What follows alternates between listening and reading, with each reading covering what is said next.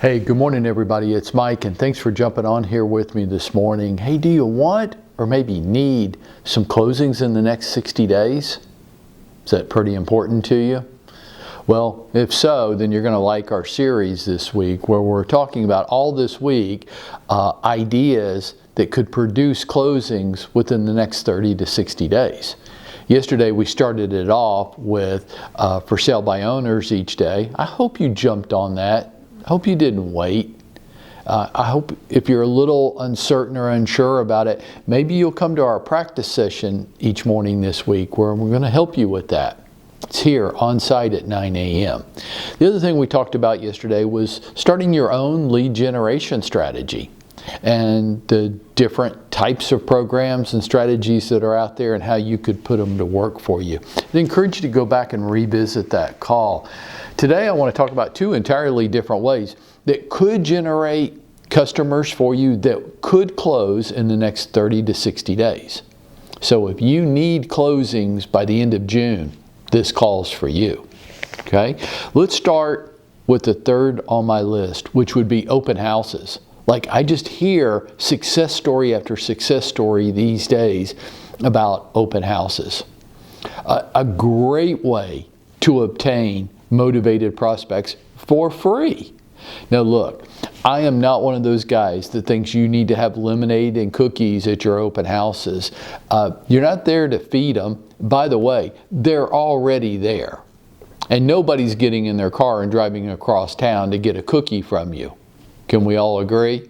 Right. So whether you do that or don't do that, I think it's totally irrelevant. But these things I think are important when you're hosting an open house. Be different. Look, for some reason, the habit has become to hold open houses from 2 to 4 on Sunday and sometimes on Saturday, which I guess I don't hate that, but I just see too many other people doing it differently and getting a lot of results. Be different in the days that you hold the home open. Be different in the times that you hold the house open. I have a friend in Chicago who sold 130 houses last year, and 120 of them were off open houses. I'm like, well, how many open houses would you do a month? He goes, I do 2 a day. I'm like, you do 2 a day? He goes, yeah, every day except Monday. I just take Mondays off, but I do open houses in either the morning and afternoon or the afternoon and evening every day.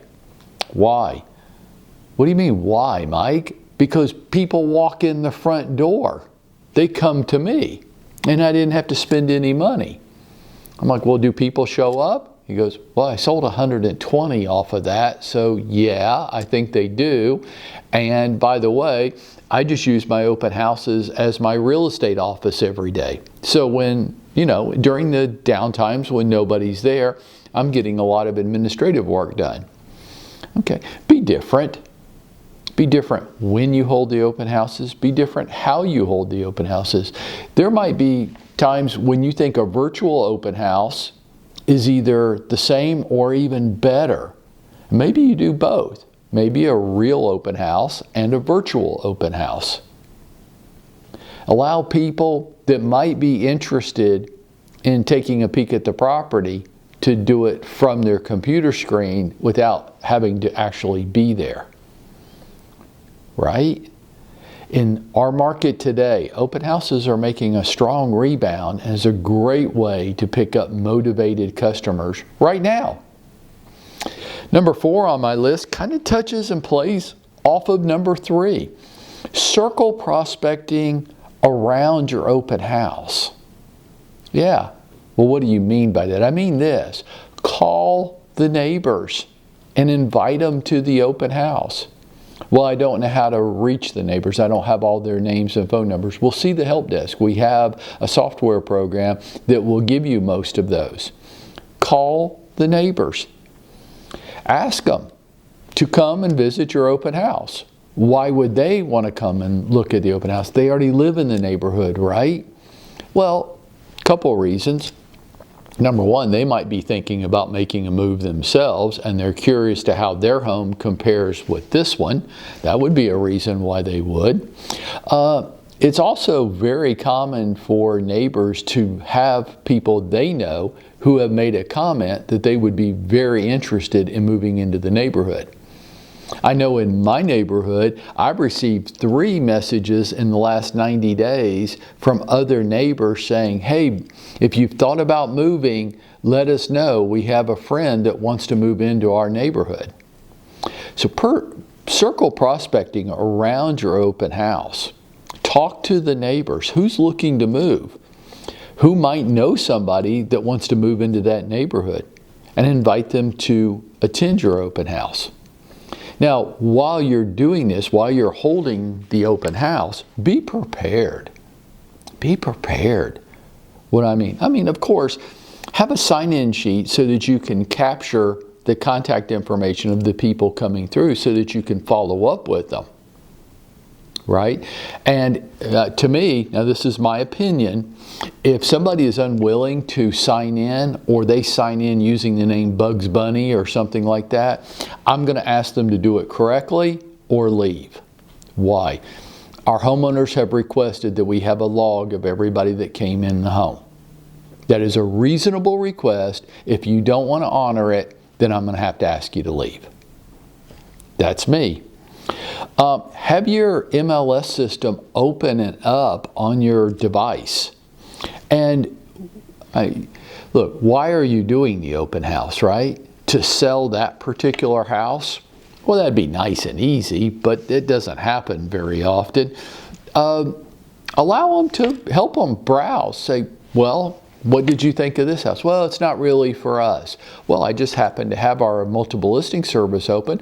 Why don't you give me some parameters of what you would like to find, and let's sit here and look at them. Get them to sit down with you. I promise you this, they will find that fascinating. Really, you've got all the homes for sale right there at your fingertips, and we can change the parameters, and we can change the price up and down a little bit and see how that changes. Yeah, I've got all that right here. And if you were working with me, you would have it available to you as well, right? Offer them your Real Scout product. They're gonna love it. They're going to love it. I think those of you that are using it robustly are getting some really positive feedback from your customers. Offer them Real Scout. Offer to give it to them. Maybe talk about our Easy Solutions program. Maybe have a flyer on it. Maybe the people that are coming through your open house, they currently own a house and they're a little stuck on, you know, I don't really want to sell our house until we find the next one, but it's hard to find the next one if we still have a house that we haven't even put up for sale yet. And you can talk about Easy Solutions with them. And my biggest tip of all around both of these strategies is be genuinely friendly, not salesy. Now, what do I mean by that? This false enthusiasm that we can sometimes be guilty of, where we're just a little out of context. Our voice is a little too loud. We're a little too solicitous. We're trying to be too friendly. Look, you're not going to become my best friend forever in the next 5 minutes.